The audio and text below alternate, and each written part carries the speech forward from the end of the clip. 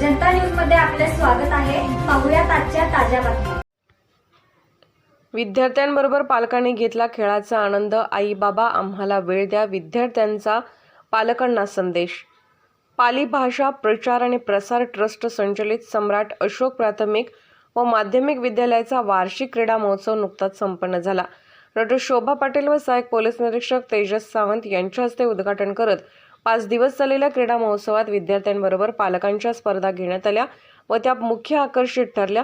दैनंदिन कामात व्यस्त असलेल्या पालकांनी एक दिवस वेळ काढत खेळातून आपल्या मुलांबरोबर आनंद घेतला।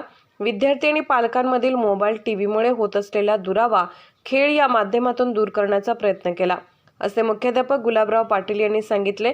आपली आई खेळते पाहून मुलांनी मम्मी मम्मी आवाज देत पालकांचा उत्साह वाढवला।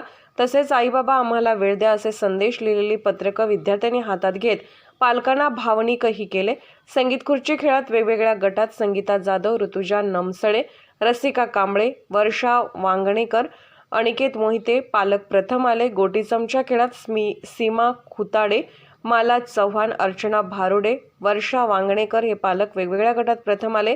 स्लो सायकलिंग खेळात अनिकेत मोहिते, सोनाली बोरगावकर प्रथम आले। सर्व यशस्वी पालकांचे शाळेचे शिक्षक व विद्यार्थ्यांनी अभिनंदन केले।